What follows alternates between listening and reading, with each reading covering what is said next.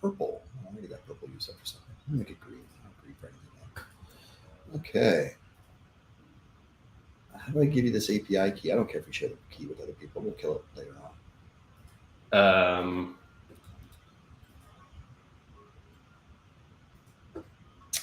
I can drop this key. Drop it in Slack. That's fine.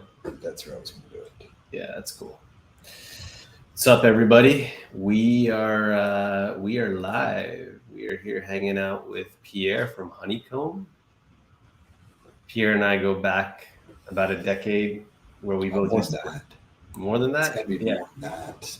Oh yeah, you know what? That's right. I left actually a decade ago. Yeah, a decade ago. That's right. But this would have been like 12 years ago or so. Yeah, that's right. No, even more than that. I think like 14 years ago, I started working at Actuate. What an interesting time, man. What an interesting time. That was a different kind of company.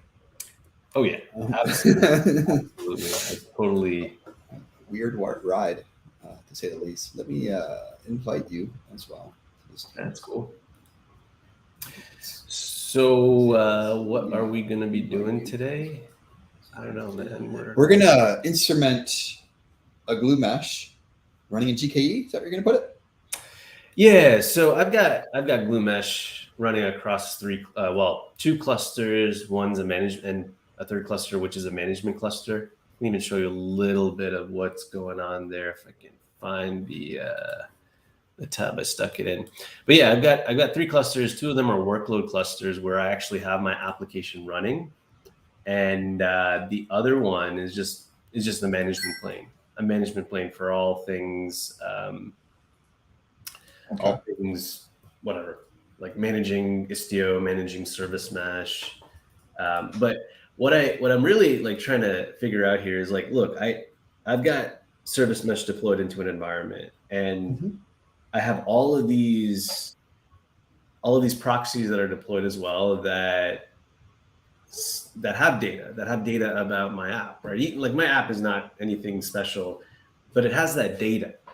And what's interesting is, I want to see that data. I want to see what it can tell me about my app. I want to see what it can tell me about how I can go about scaling, if there are any potential bottlenecks, if there's anything that's not performing well.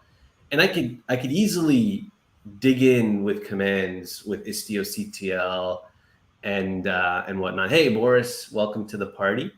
I can easily dig in with whatever, to be honest, but that becomes too manual. And then I find myself maybe using scripts and automation to pull out this data. Then I start using open source tools like Kiali and Jaeger, and they've been great tools for a long time. But then when you really, really are trying to pinpoint things, like I thought about Honeycomb and what it could offer and what it could do. Like, why don't you just give us a quick rundown of what Honeycomb does, where it came from, and how that can tie into Service Mesh. And welcome to everyone who is in the stream today. Honeycomb was born in Facebook originally. It's got its roots way back there. So the founders worked for a company called Parse, which was acquired by Facebook. Parse did a lot of mobile things, and they did a lot of MySQL, and they had a lot of various services behind the scenes, and they struggled operationally with Parse. And comes the acquisition from Facebook, and Facebook hands them a tool known as Scuba. And Scuba is an in-memory analytics tool purpose-built for operational telemetry data. And they were able to use this tool and get some insights from it. Unfortunately, Scuba is really expensive to run. It's all in memory. I'm sure you can imagine it was purpose-built for Facebook. So eventually those founders, they left Facebook for other reasons.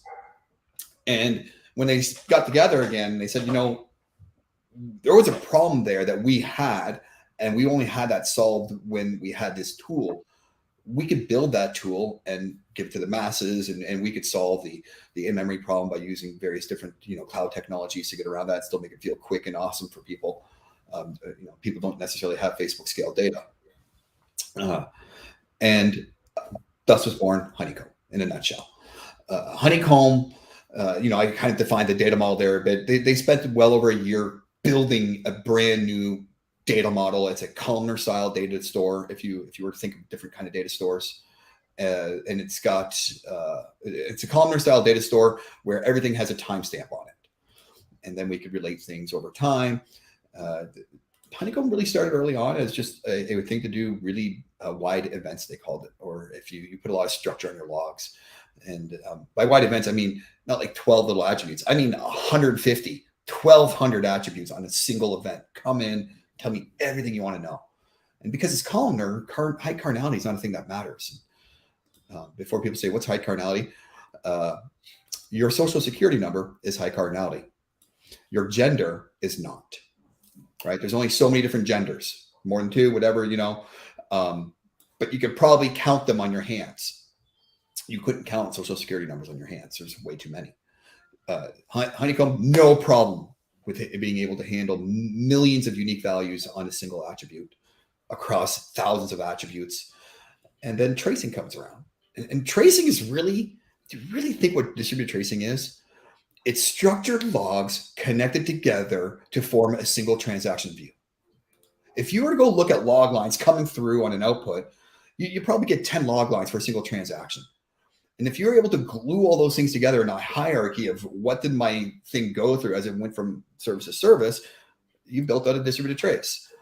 Oh, just happened to be, it's like I think that was purpose built for Honeycomb. So we jumped all over that. We did some UI changes at the company, and then I joined, and here we are today.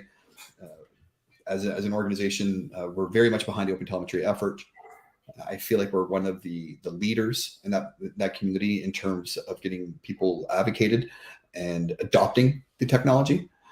We're not necessarily going out building all the various integrations for it, but we're going out there building all the docs. We're going out there building the demos. We're going out there building the community engagement, saying, what do we need to do to make this work? We submitted a couple new OTEPs or new proposals to it, for example, really around trying to make that community better. Mm-hmm. That's Honeycomb without showing anybody a demo. That's pretty interesting, that history there, where it came from and its roots. What about Otel? Like, talk about OpenTelemetry and tell us where that came from, because I'm learning a little bit more about it as well. And there are some hooks into the service mesh world as well. So yeah. So OpenTelemetry started as 2 competing open source offerings known as Open Tracing and Open Census. Open Census, I believe, was backed by Google. Open Tracing backed by a couple different companies. They were accomplishing very, very much the same thing, but doing so with their own APIs, their own SDKs, their own standards, their own propagation formats. And I'm sure, as you can imagine, it was a mess. So the leaders of both of those consortiums got together and he said, let's not compete at building the same thing. Let's join forces and build one thing. And thus was born OpenTelemetry. And this included a consortium of many, many more companies. So that there's, anybody who's everybody in our space, Datadog, New Relic, Splunk, Honeycomb, Lightstep. We're all heavily involved. Even Google and Microsoft, we're all heavily involved in building out OpenTelemetry. Amazon's also quite involved in that. So it's the second largest project on CNCF today, second only to this thing you might have heard of called Kubernetes. I don't know. It's a thing. So it's great, right? And it was born, I think, in like 2019. So in 3 years, it's grown quite a bit. Not all aspects of it are GA yet, but most aspects are, and it is certainly stable enough across a wide gamut of popular languages. There's probably a few languages that it's not stable in, like Swift and PHP. That's about it. No, that's interesting. The whole OpenTelemetry has just created a massive opportunity for just folks to get into the observability game and really trace through what's going on with their apps and microservices. And it's something that, sorry, go ahead. No, I'm with you on that one. OpenTelemetry is giving me this. I carry one of these on my desk. That was easy. It's got plenty of easy buttons for developers to get up and running. That's awesome. With Honeycomb. or with Honeycomb, with any distributed tracing backend, not just Honeycomb. It could be Jaeger, it could even be Zipkin. So that's what I like about OpenTelemetry, is that there's two really hard parts of observability: collection and then querying, right? Getting the data and then querying the data. Querying the data is solving that at scale is a vendor problem, right? You're not going to solve that with open source. We could try to, but we're going to always struggle at that because it requires people to stand up massive open source things. How many people could say they have a successful Elasticsearch cluster? Very few. It's hard to build these things, right? So you typically will go off to a vendor who does that for you. The collection part, however, that should and could be built in a way that is open source and everybody could use. And that's what OpenTelemetry focused on, was all the collection aspect of it. And they built a great ecosystem to help that out. So I guess we're going to see some of this. Hopefully. We're going to cross our fingers and make sure it works. So I'm interested to know a little bit about this because I've kind of always wondered a little bit about your path. How did you go from the business intelligence reporting tool, BERT, as it used to be called, I think, to where you are today working with this Honeycomb observability platform? There was a lot of in between there, and I think at some point you spent some time at Wavefront, which got acquired by VMware. I think we did a little bit of an overlap, but didn't really get to work together or anything. But yeah, I'd love to hear a little bit about that. There is some relationship between the two. When I did business intelligence, I did business intelligence for embedded applications, right? Like the BI I created was tooling that people would integrate into their app. So I always worked with developers anyways to do integrations and OEM style stuff. And I dealt with data visualizations. How do you make data say a story? So it's getting commoditized. Acquisitions happen. Sometimes people look for different paths in their career. And then I was ready to try a different organization. And there was people at this that I knew that were working at this company called Wavefront, which was all about giving data for developers. I was like, well, shit, I do that anyways, right? So I started learning and kind of cluing in on it. And it's kind of funny because at the same time, I was just done building a website for prior employer, which crashed on launch day. And I was like, I wish we had better data on it. And here I am joining this company called Wavefront, which was in the monitoring space, and they were in the metric space. And I was like, wow, I wish I had Wavefront back when I was working on that website that crashed just a few months ago. So that's how I kind of got into the space. It continued to evolve through tracing, and Wavefront got acquired by VMware. Again, you look at it, you kind of, am I in the right spot? And I said to myself, I needed another change in pace, and I joined Honeycomb. So you've always been doing the sales / systems engineering, though, right? I think that's almost been 2 decades, I would say. I am since 2005. I've been a sales engineer. Wow. What's that been like? What's the sales engineer role been like since, from that point until today? I went to college to be a software engineer. I'm going to call him up by name. His name is David Rosenbacher. And I'm going to call him up by name because he's a wonderful gentleman. He was my mentor who got me into sales. He taught me so much. He showed me how to do so many great things. And I think you probably ran into him a few times when you were at Actuate there. But what a wonderful human being who took me under his wing and formed me from some fairly rough developer into somebody who can sell. And I've grown addicted to it. I prefer doing this. Probably my favorite part about it is the continuous change going on, right? When you're working with 10 different clients, I'm working with 10 different kinds of problems all the time. It's hard for me to get bored. It's hard to be stagnant. And that to me is what keeps it going. It's just that constant change and excitement. Being in sales, oftentimes you're selling the future. You're selling the vision, what it can be like. So you got to be on top of the greatest cutting edge technologies. And now I'm working with the greatest cutting edge companies, selling them the greatest cutting edge technologies. And I'm like, wow, this is, when I tell people who my customers are, and like, really? I'm like, yeah, I work with the greatest companies in the world, and I'm not going to stop.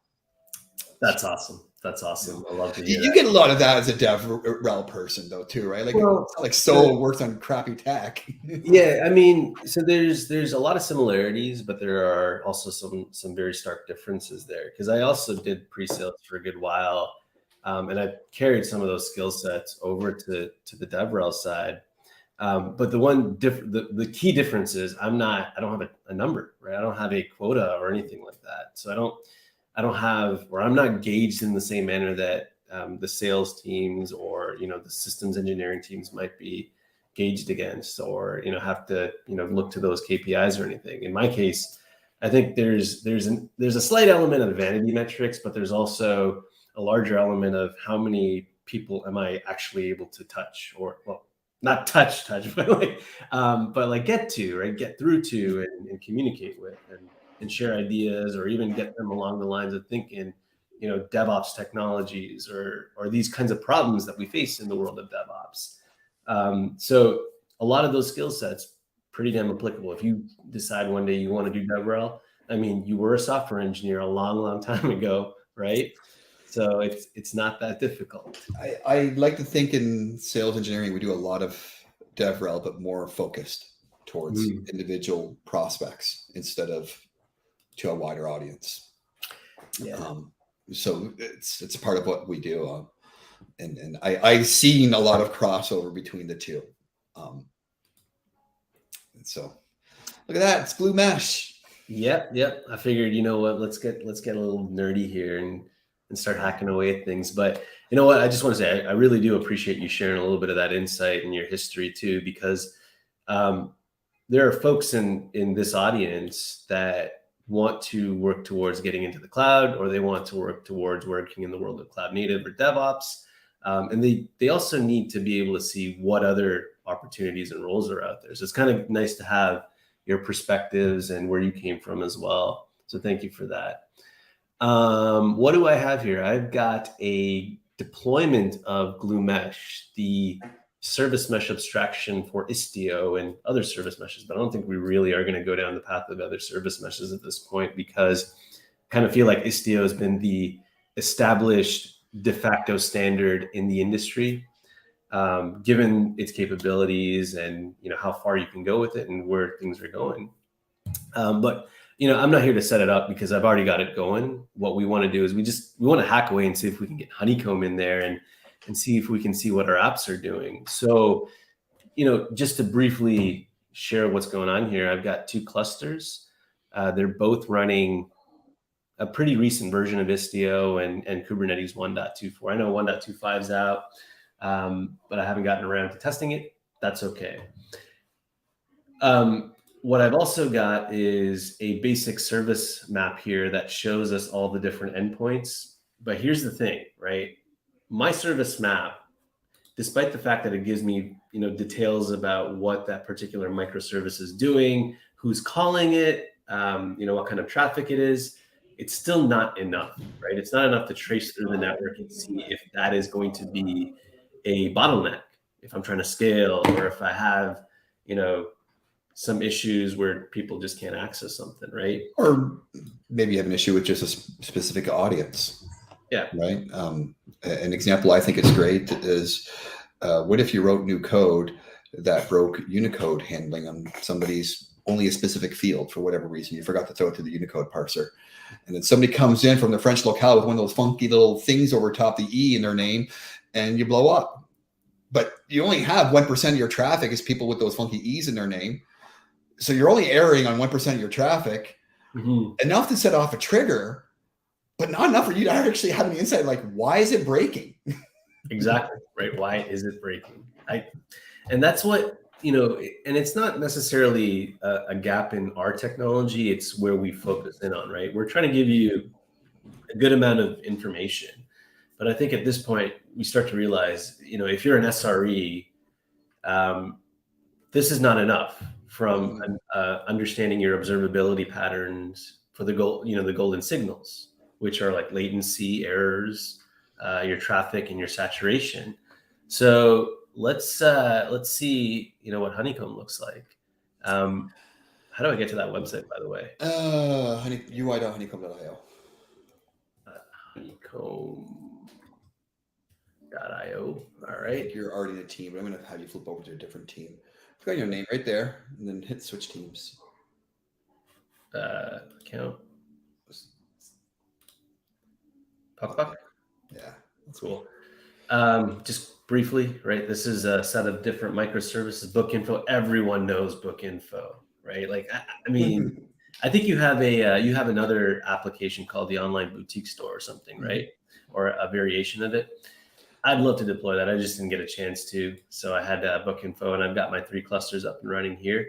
I'm actually going to share one more screen. I got to share my terminal because I think we're probably going to deploy an operator or something, right? Or yeah, we got to deploy an OpenTelemetry collector somewhere that everybody can talk to. You might have to have one per cluster unless we start opening up network ports, and I'm not sure that's probably a topic for a different discussion. It is interesting. It won't let me share more than one, will it? Maybe if I don't know if I want to move everything off my screen right now. That's fine. We'll figure out how to dance through this. Actually, that's the wrong one.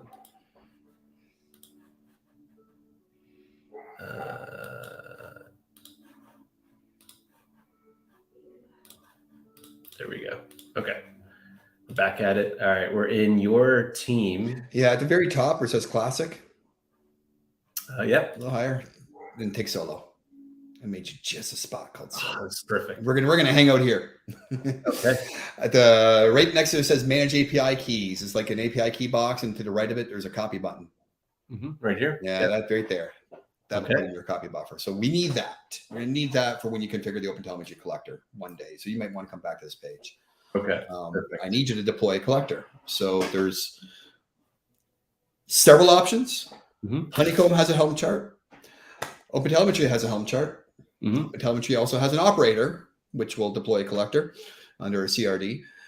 I don't know. If you're going to ask me the easy button, it's the Honeycomb Helm chart because it'll be pointed to Honeycomb. If you want me to ask you the vendor neutral button, then it's the OpenTelemetry operator. So where do I go get that Helm? Which one? Helm. Yeah. All right, let's go Helm. I'll have you type it from the command line. This is going to be fairly easy. Okay, so what I'll do is I actually have to kick up my console here. Let me get that going quickly. I'm going to actually send you a URL to make your life easier because, readmes and copy and paste and those kinds of things are always greater in life. I know, right? I mean, who wants to type? I got to type a little bit just to get going here, but let me do something else. I'm gonna have 2 terminals because I don't know if the Cloud Shell still comes with like the default tools. I know it comes with Docker, but I don't know if it has Helm. Let's see. Yeah, you'll need Helm. Oh, it does have Helm. Okay, perfect. All right, where do you want me to put? I'll just drop this for you. You want in Slack or you want in chat here? Doesn't matter. Wherever is easier. I can. Okay. You got it in Slack. Go to that URL there. And the commands that you need, you could copy and paste from that URL. Okay, let's copy this. Let's go. So you just copy the TLDR part, and then where it says your API key, we're going to pop in the API key from Honeycomb there. I'm not really worried if it's okay if we stream it. We'll disable the key later on in life. That's perfectly fine. Okay, so and then I just got to copy that API key, right?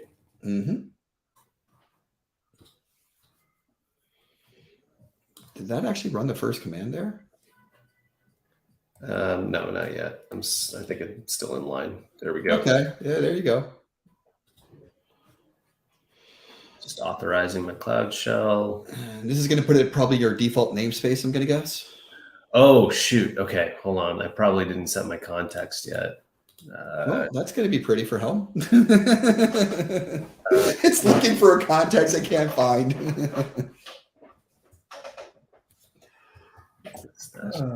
Equals E.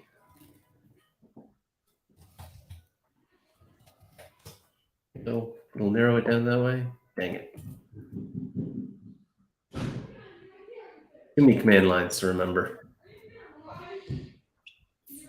I aliased my life, and yeah, I guess you spin up new clusters, so you got to get them. I'm an AWS person, which is AWS EKS update kube config -- name equals the name -- profile equals wherever you're doing it at, and then just the name of the cluster. Yeah. Kube config.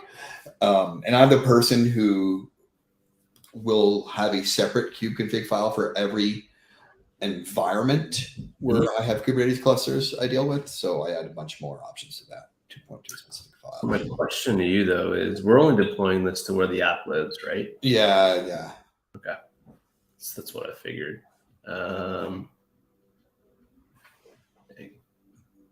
What did I need to do? Where's the connect button?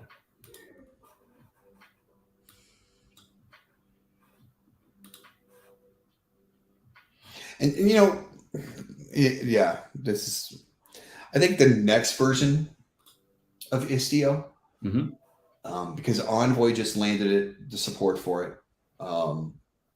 So when Istio sucks in the next version of Envoy and exposes that configuration options, Envoy now supports talking directly with open telemetry. So we would, in a future version, we would negate the need for a collector. However, Pierre's going to raise his hand and saying, just because you don't need it doesn't mean you should not use it.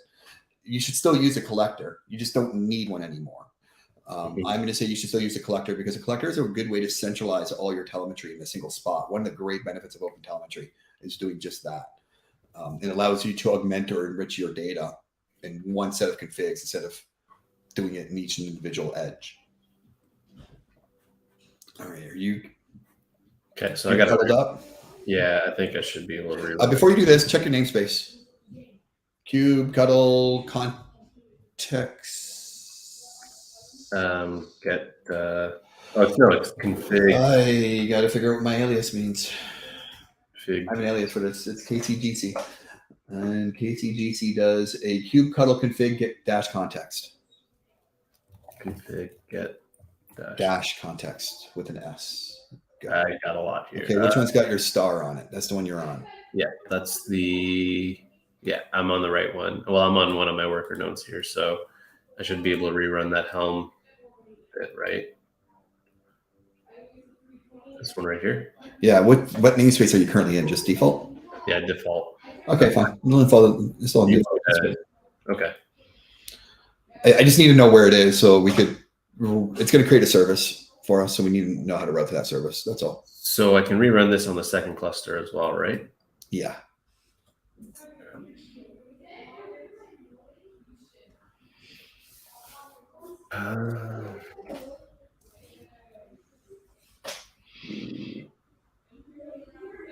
Okay, yeah, I'm on the right one.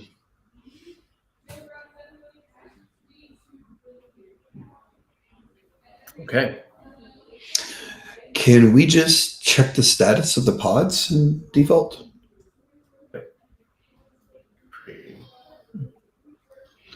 No. It's working. It's great.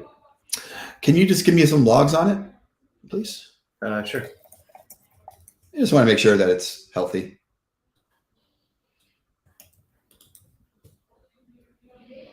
Everything is ready. Last line. Love it. All right. Hey, it worked without us having to do anything so far. So this is configured out of the box, ready to listen for except Zipkin data, Jaeger data, Open Census data, or Open Telemetry data.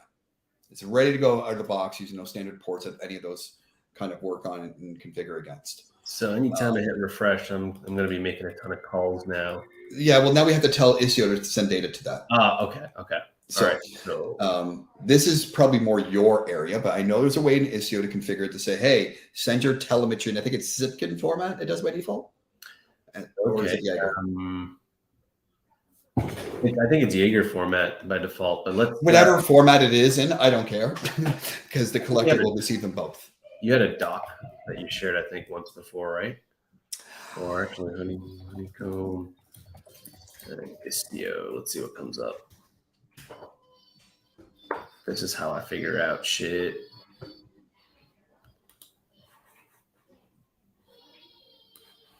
Yeah, for either or. Okay.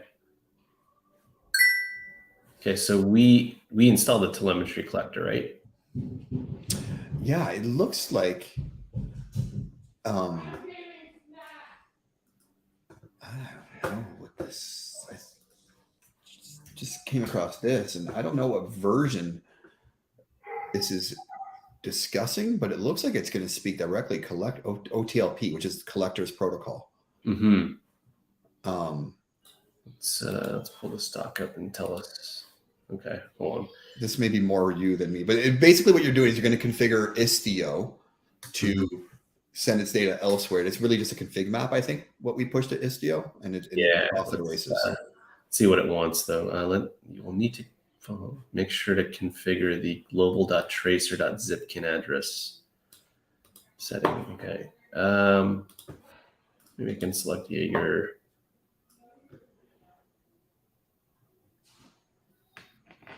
No, that's don't install Jaeger. But if it wants to talk Jaeger, I don't care which one. Zipkin, Jaeger, either one will work. Yeah, it's actually doing it really quickly because these are sample add-ons that are deployed alongside Istio. Let's see if there's another configurational step here somewhere.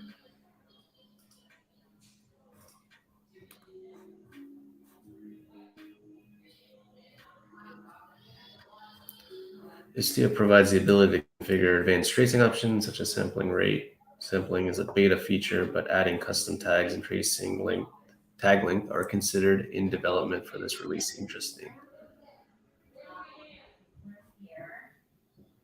There are two ways when you install the app, it installs everything for you.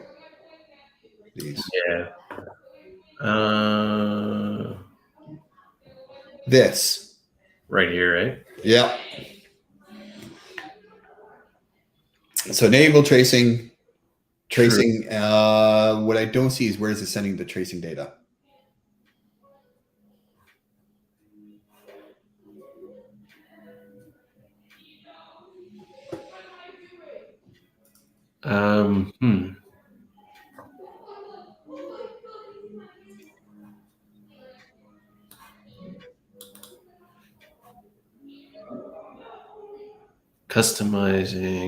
Customizing tracing tags, tag length.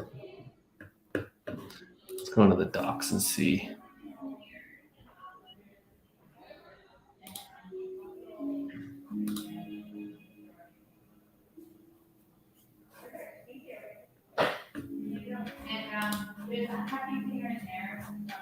Yeah, it's to customize the tags, but how do you tell it where to go? Provider reference here.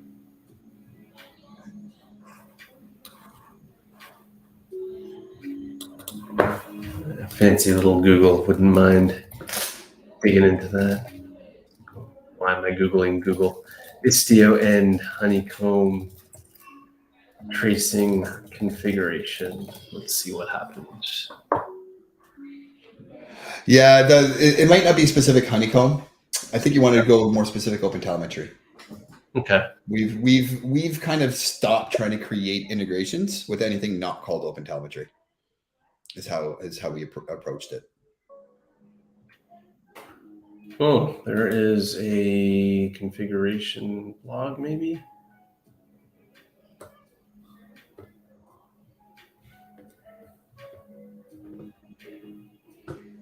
Setup is quite easy. Set tracing enable equals true. So I got to go back and look at. Here we go. I just wonder where this is probably going right into the operator config.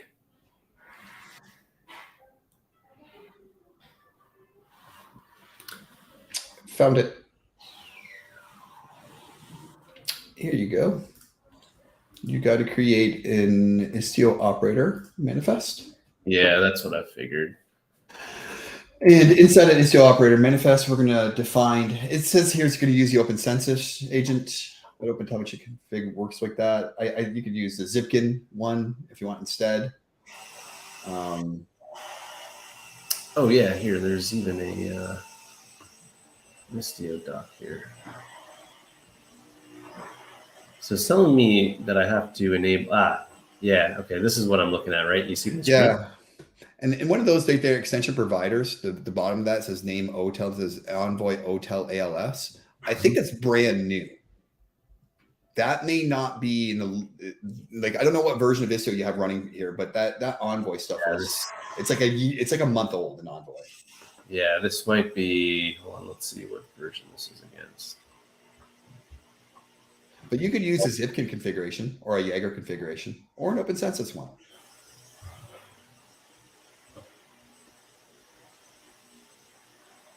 So according to this, the final configuration should look like this. So it is a config map right here.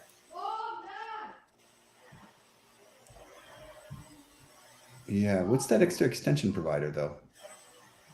I don't know what that's doing for us. But it'd be fun. So I can tell you to use that, and I'll tell you how to change a few values in there. You're going to change value there for the Zipkin address and for the OpenTelemetry collector address. Those are the only two values we'll have to change. And we'll point those to the collector we just deployed, which will be OpenTelemetry-collector.default. All the other things, service, whatever.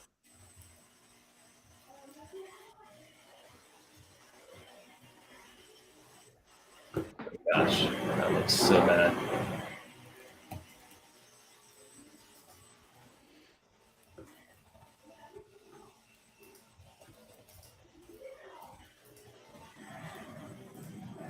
There we go. That looks so much better. Okay. So what are we changing again?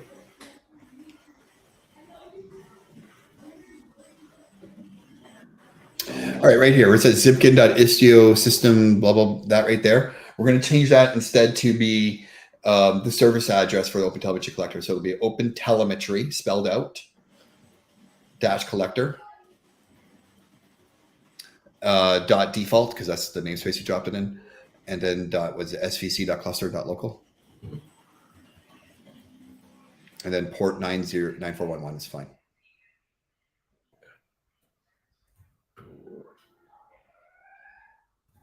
Anything else we need to change? Yeah, the one down there for Otel collector. This one here, you'd want to have the same address, and I can see it's got its own port entry, which is the right port for whatever. So the line that you have for the Zipkin address, these would be identical just because of the port. Okay.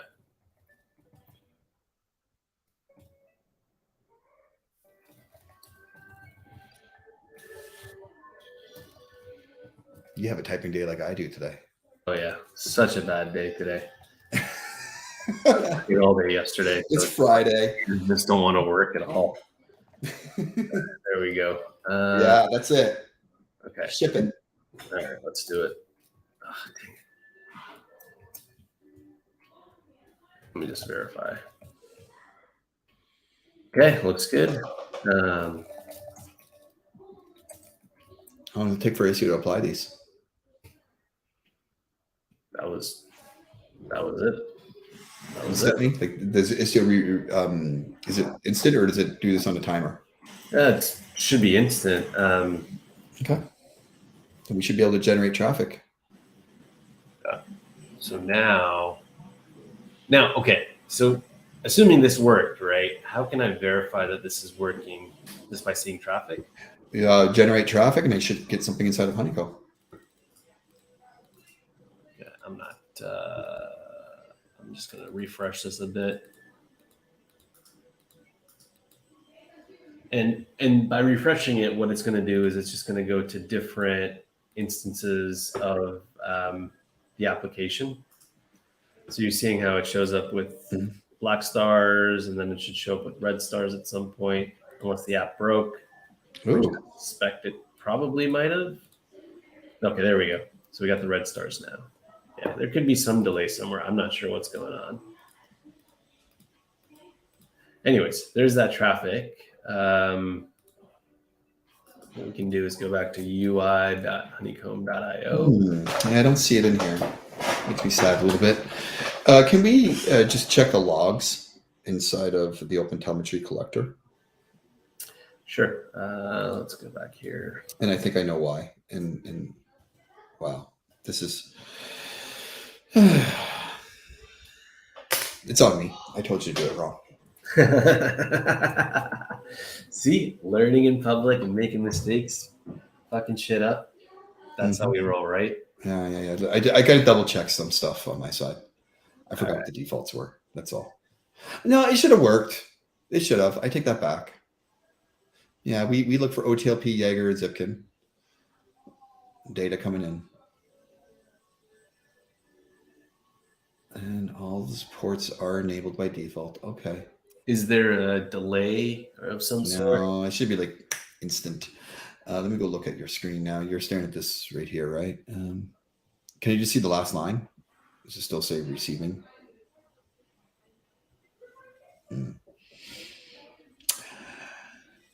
Well, it's not giving us errors. Mm-hmm. Can you check your Istio logs to see if your Istio log saying, hey, I'm trying to send telemetry and I'm not able to send it? Let's see. Or what we can check for that. Let me look up some commands here. Istio telemetry. Let's see if there are commands that we can run with Istio. Actually, Istio CTL telemetry.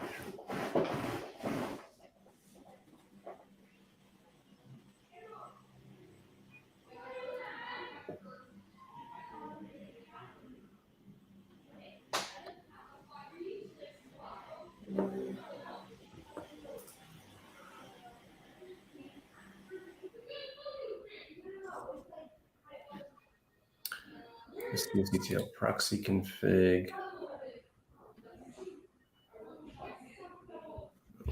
Oh, I think we missed one spot. We configured Istio, but we haven't told it to send logs. Oh, okay. We configured it what to do with them, but we haven't told it to actually start doing it. That's where we have to adjust the operator configuration, right? That's another kind of configuration. It's a telemetry config. Where are you seeing that? You were on that same page. Oh, wait, this is logs.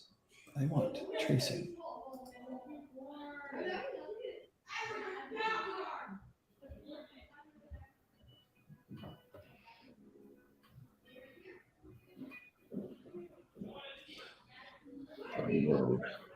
Tracing custom. Yeah, I think we actually configured this for logs, not for tracing.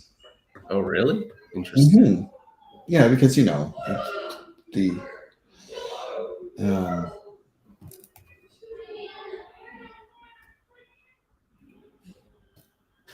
Yeah, let's see what we did here.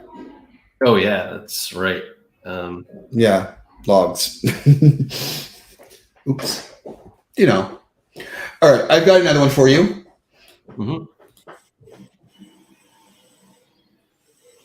I just don't know how we configure this thing to say where to send data to.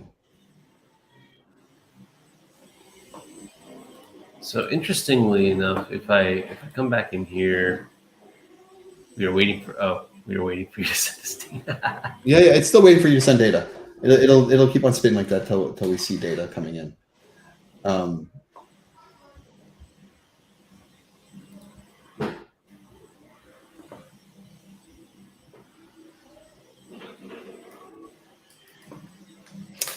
I have one more spot to go check for how do you do this. Let me just.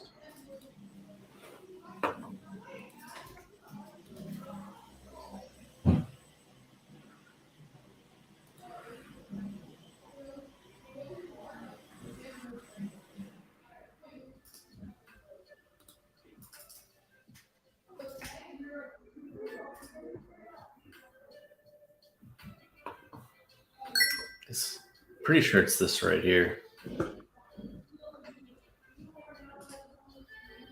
Yeah, but what that doesn't do is tell me where to send it. Yeah, that's right. Right. I see. Okay, I want you to do tracing, but what do you do once you've collected that data? Where does it go? Yeah.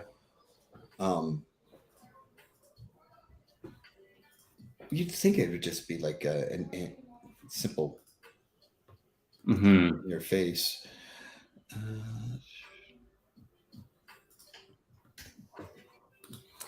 trying to remember where I pulled this config map from again.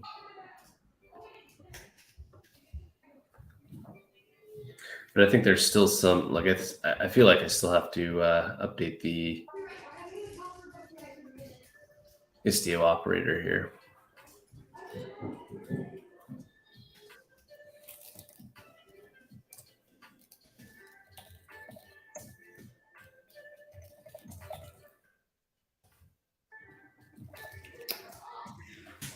I'm asking somebody who would know.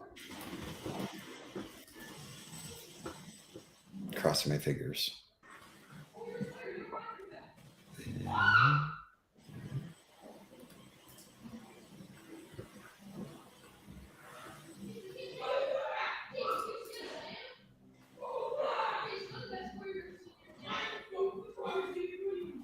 This was so old.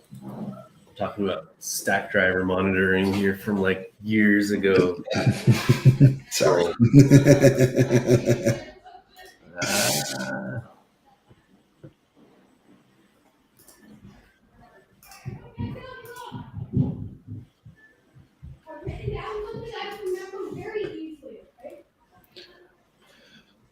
I found an Envoy config.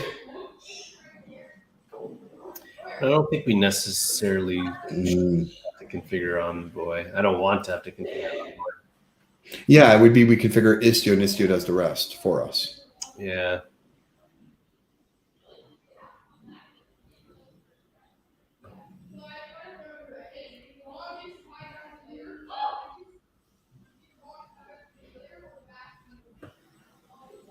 Where did I pull that config from?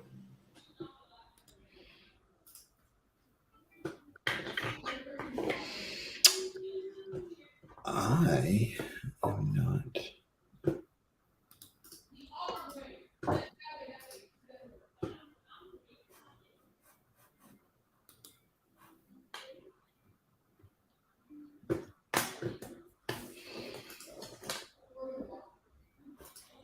I'm going to do a quick search this way.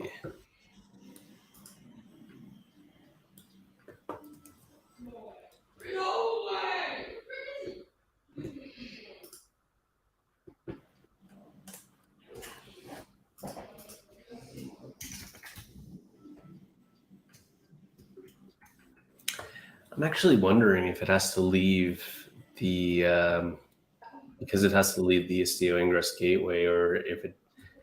I'm actually curious. How is it collecting the data? Is it doing it through Kubernetes somehow? I guess so. I got to think about that for a bit, because I don't think traffic is going through our Ingress gateway to get outbound. At least I don't think so.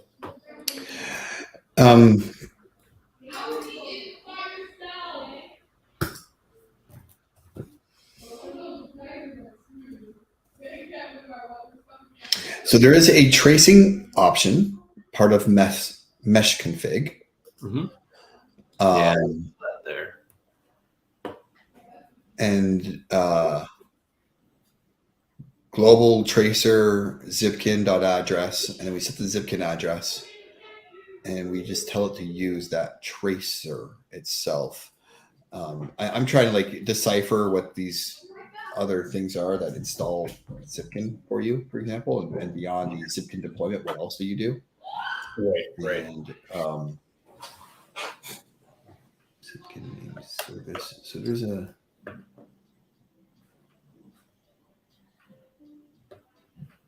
okay. This is just sending it to. Once Zipkin is installed, you need to point your Istio proxies to send traces to deployment. This can be configured with the -- set thing I just told you. At installation time, CD proxy config tracing for advanced configurations. And this would be to try to send it via Zipkin without actually installing Zipkin. Mm-hmm. I could send you that URL there. Sure. Yeah. Let me take a look at that as well.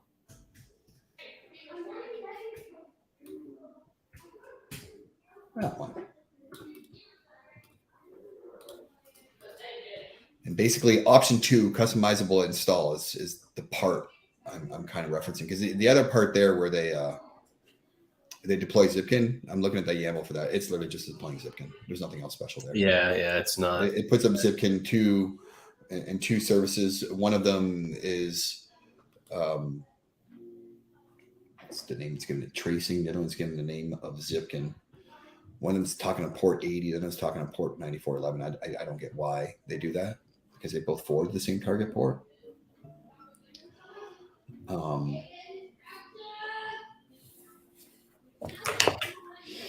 But yeah, it's the YAML at the top of that file just installs Zipkin. Mm-hmm. And the configuration thing is what you need to do next. I'm assuming it's done with the Istio control, Istio CTL. Well, Istio, hold on. You will need to point Istio's proxy to send traces to the deployments be done with set values global installation time.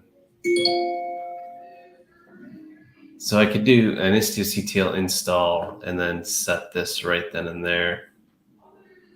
You could try that, but I don't have Istio CTL, I don't think. Let's see.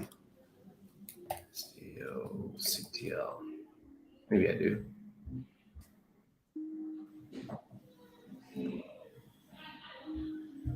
Does it?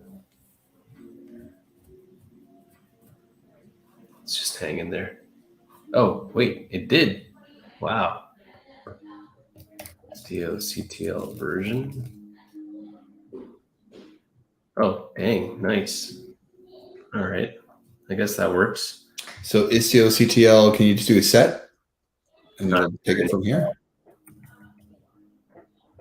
And then what was the address again? It was Open telemetry dash collector. telemetry dash collector. Default, not collection, collector. Oh yeah, that's right. Default dot svc dot local cluster.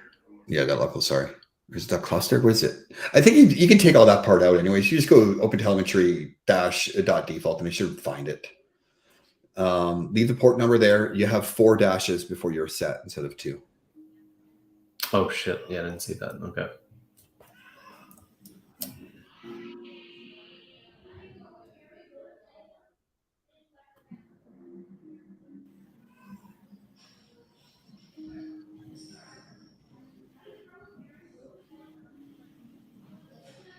Nope, I don't want to do that. I got to get the right version of Istio CTL. Hold on.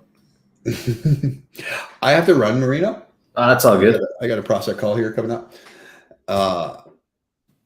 This is what we want to do, though. I'm pretty confident that's what we want to do. The other mesh config thing was for logs. But this is the config we want to do. I have to feel like there's a way to do this through a YAML. Mm-hmm. So that's fine. I mean, if it doesn't pan out, I mean, I could always revisit it again. But it was good to kind of just move around a little bit and see how it runs.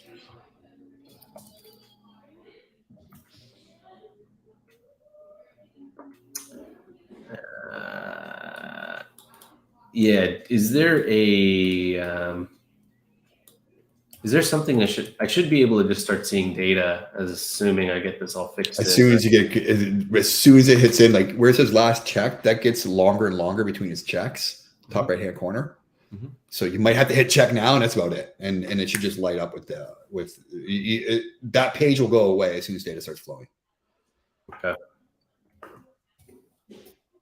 All right, no worries. All right, man. I'll catch up with you on Slack for other things. Let me know how this pans out by the end of the day today. If you spend a little more time hacking at it. Yeah, I'm going to keep going for as long as I can. But thank you so much for hanging out. Cool, Marino. See you around, man. All right, take care, brother. See you. See you. All right, let's keep going. So I don't know. I think I'm doing Istio CTL. If I do an Istio CTL version, what will come up?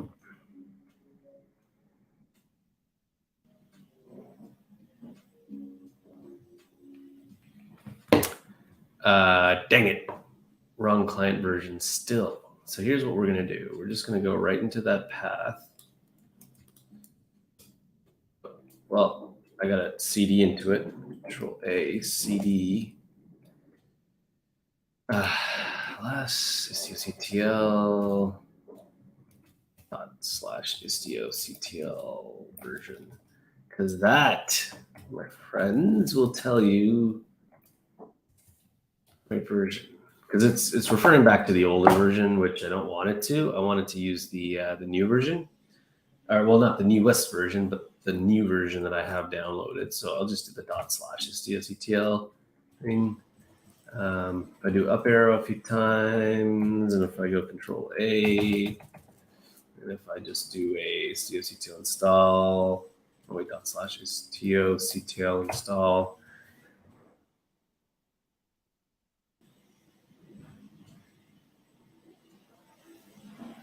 Okay, so it's saying to instead use the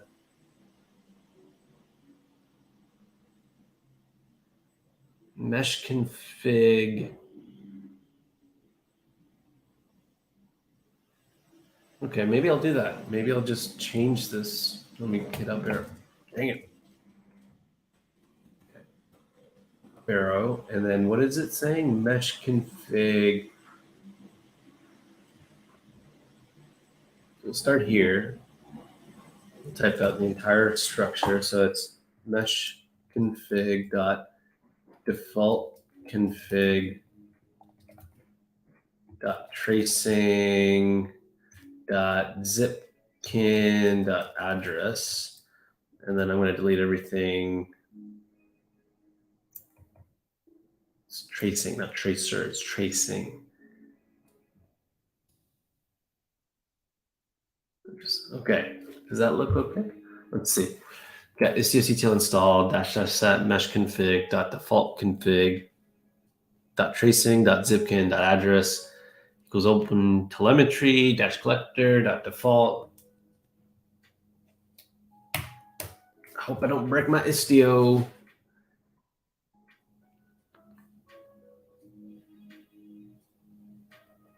Technically speaking, I mean, if things worked out the way they should, then technically speaking, I should have been able to see what was up.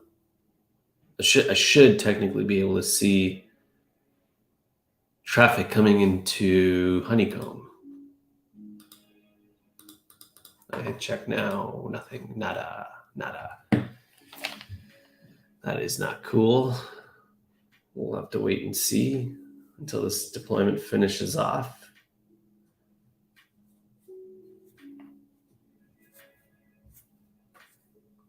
Ooh, that's not good. Shoot. I think I did something that I shouldn't have done. Dang it.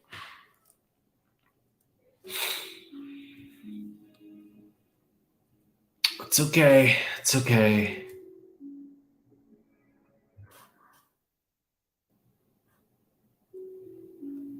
Should have just done the operator configuration. Why did I complicate my life? Let's go take a look and see if that changed anything. Check now.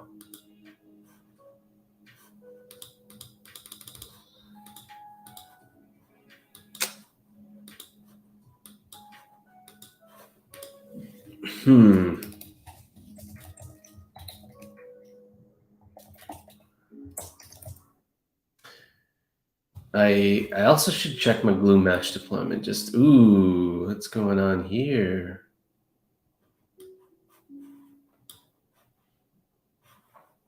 Review. Oh, shoot. Ah, dang it. That was fun. I broke something. In my lab environment. I mean, it wasn't anything overly critical. It's just that when I deployed Istio, I accidentally changed something. I actually used I used the open source variant or version of Istio. Not that there's anything wrong with it, because it won't cause any problems for me, but you see like the difference between this one, 1.13.7 -solo versus, this one. basically what's going on there is I'm basically using a solo branded image up in this cluster, and I just swapped it to a non-solo branded image, which I am kind of slightly okay with, but this kind of screwed up a bunch of other things for me.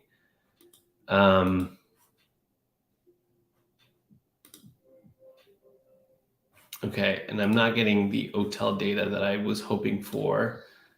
So I am not sure what's going on. What I can do is I can go and try and do the logs command again and see what comes up.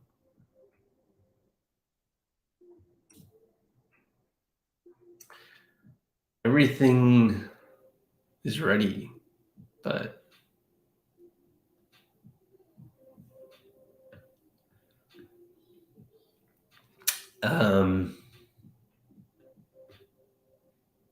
this is where I fall short. I really don't know. So let's go see, like, let's see what it said for Zipkin.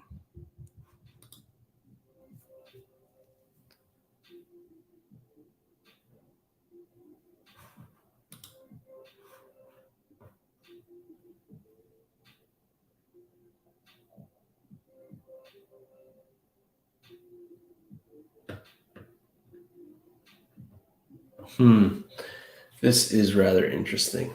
I don't know. Might have to do some more research on this to figure out what flag I should be setting. Okay, well, tracing.zipkin, yeah, I set the address there, but what's the...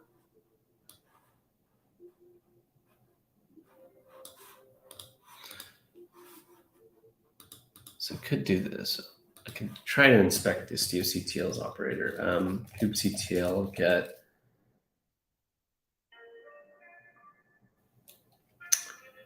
get pods-n istio system.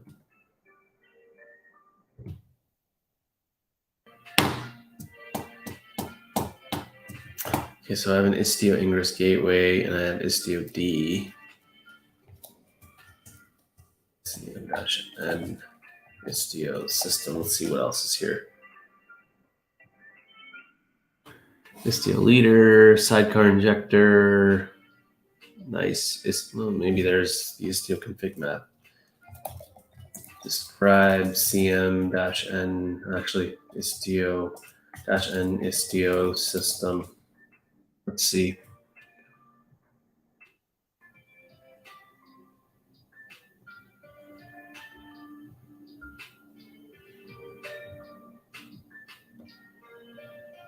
Oh, dang.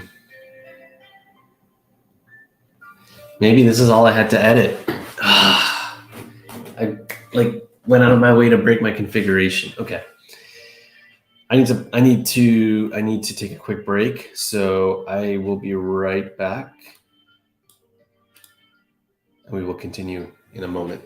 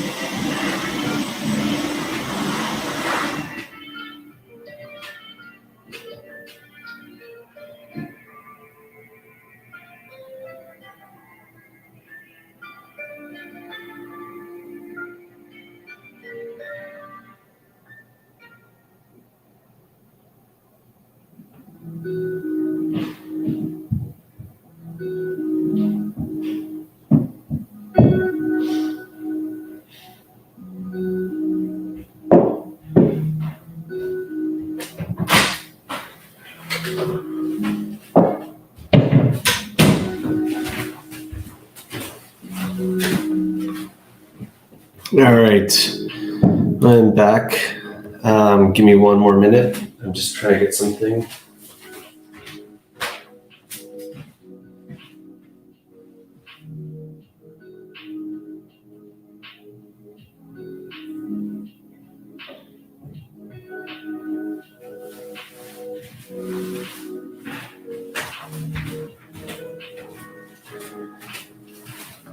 Alrighty.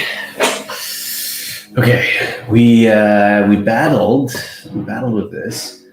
I'm gonna try something here because I've got access to my other cluster, right?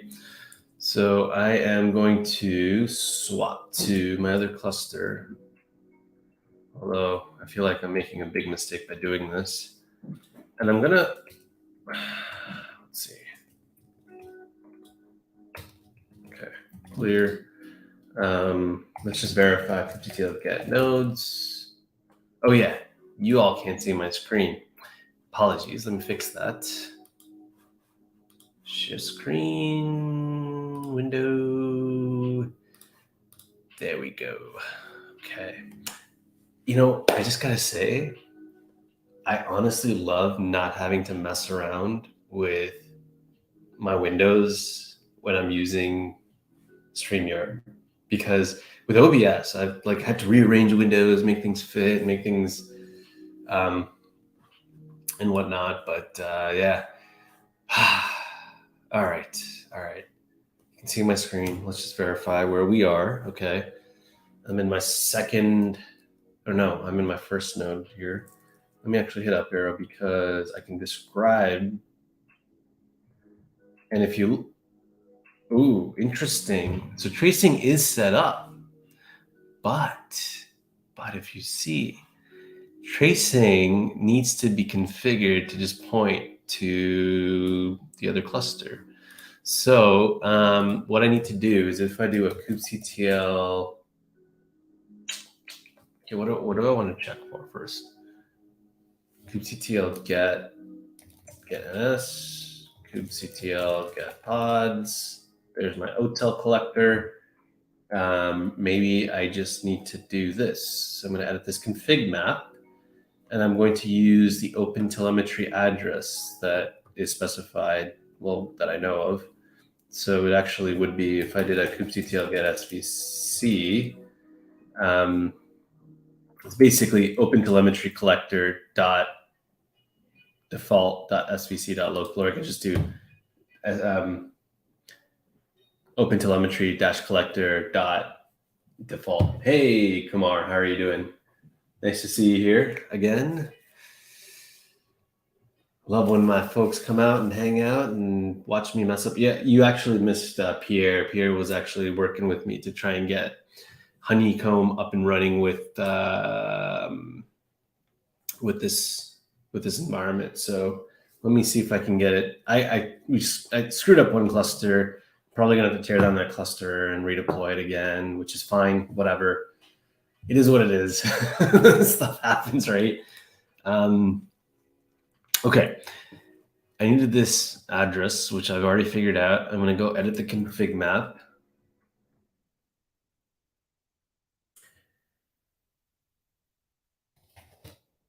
And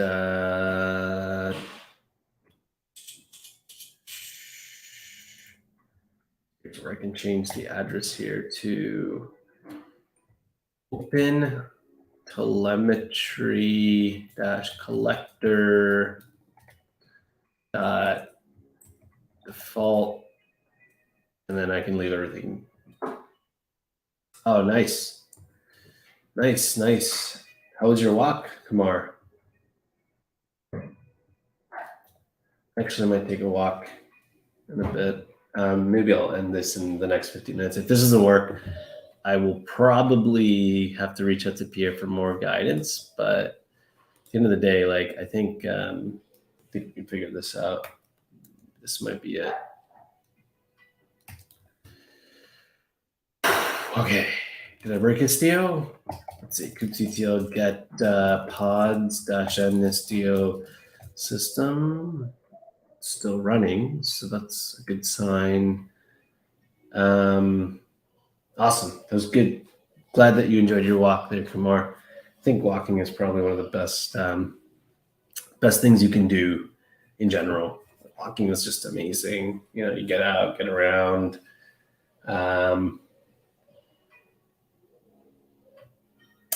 So you missed a little bit about what we were doing earlier on. Pierre kind of walked us through what OpenTelemetry is and the roots of Honeycomb, how it came to be, and talked a little bit about its history. So I already have a cluster. I have 3 clusters up and running, and we're actually trying to get these clusters to feed or send data through that OpenTelemetry collector over to Honeycomb, this platform over here, right? But the thing is, like, even after it's still not doing it.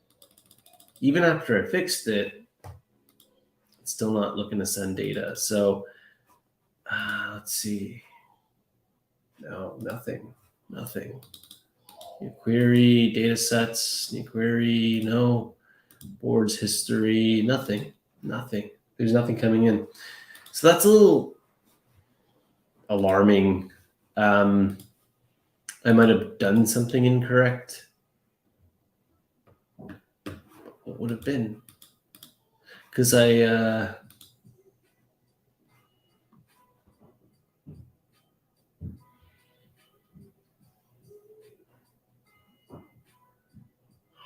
it says here, Honeycomb's auto instrumentation allows you to send basic data quickly using OpenTelemetry industry standard before adding custom context. So let's see.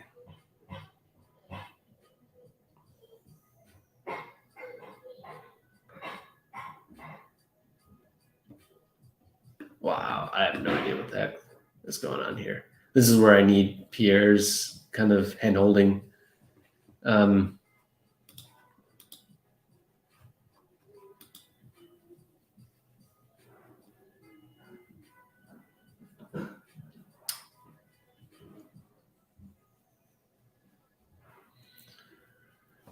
Where is the instrumentation with Kubernetes?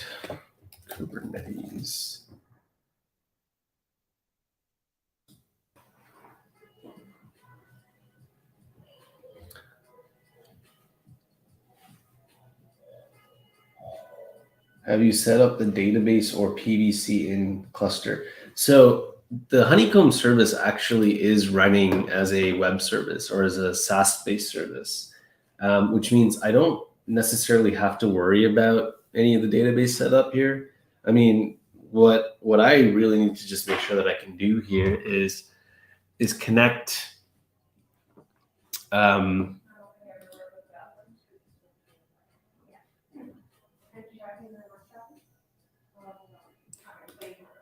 I'm just trying to like figure out like,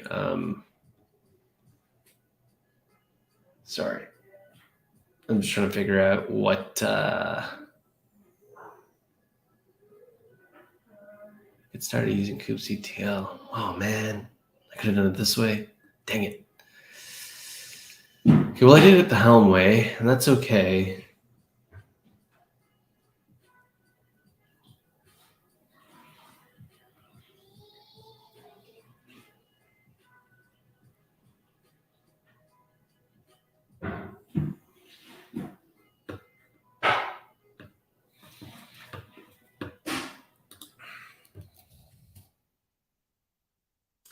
Service mesh too. Let's see what service mesh. Otel writes to a database and Honeycomb queries from that database, if I'm not wrong. Oh yeah, you probably are correct on that.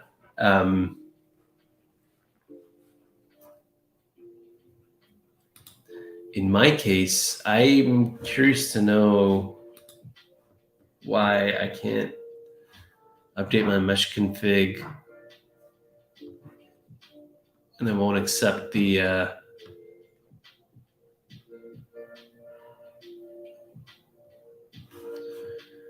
won't accept like the tracing path or whatever that I set up. But yeah, like my challenge is just really getting the two connected, getting service mesh, like sending data to Honeycomb, and it's really through the proxies and either in Zipkin or Jaeger format. but I kind of have configured it, so I don't know. Like even the Zipkin configuration isn't very specific because, hold on.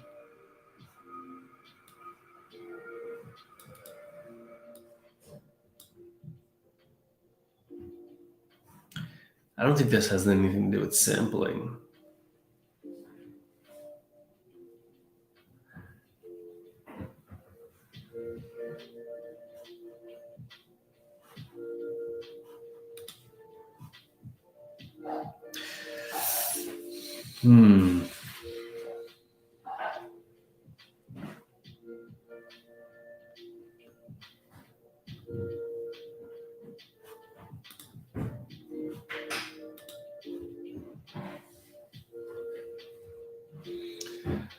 So I have this already set.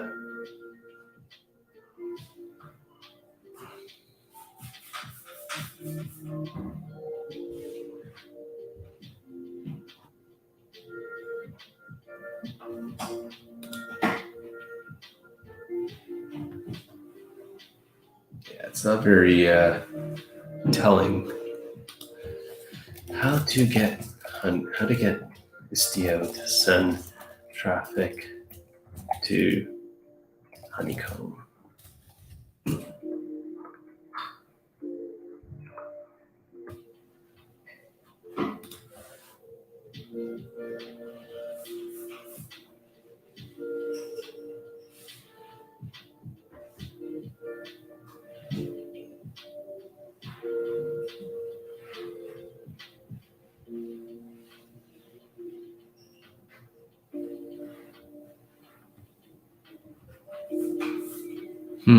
This is interesting.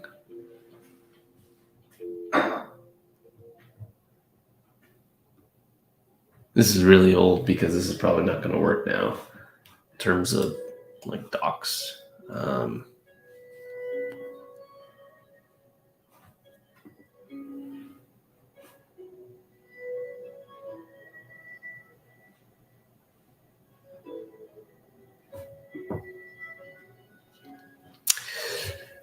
I think I'm going to have to ask some folks over at Honeycomb how to get this going.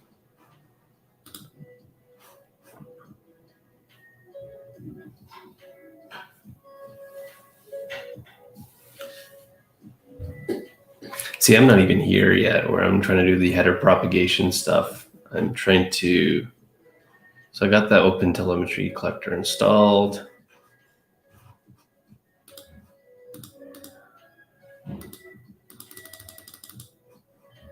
No, no good, no good. I got this set.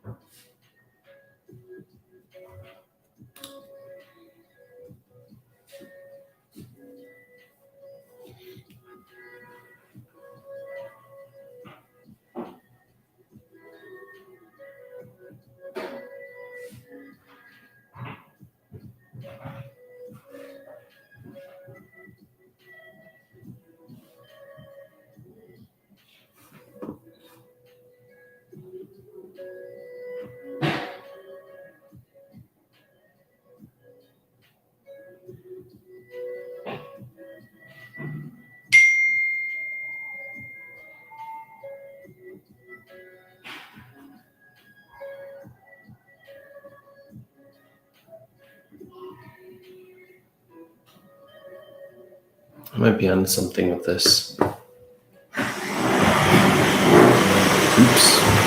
Hold on a second.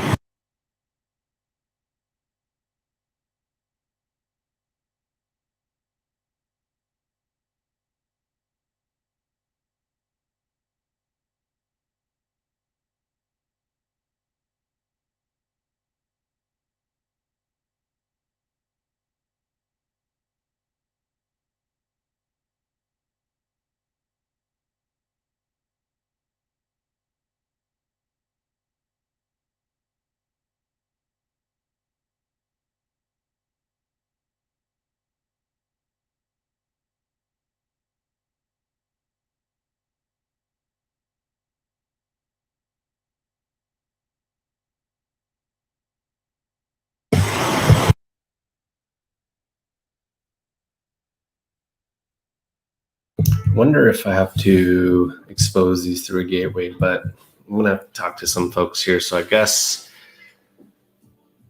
what I might have to do is probably have to end the stream now, and seek out some folks later on to figure this out, because this is strange. I think there must be some way to like do this through a gateway, I guess, or somehow expose this, because I guess Otel, the open telemetry collector, is in my cluster and it needs a way to get out. It should be able to get out easily. Well, I don't know. Sorry, folks. I was hoping that I could get this working today, but I guess not. But go back and check early parts of the stream where we talk a little bit about the collector and open telemetry. I'm sure that you might be able to find some more information around that as well, but I'm going to dig into it and see what we can do to figure this out later on. Anyways, have a great weekend, whoever is here. We will catch up soon, maybe next week. Take care, everyone.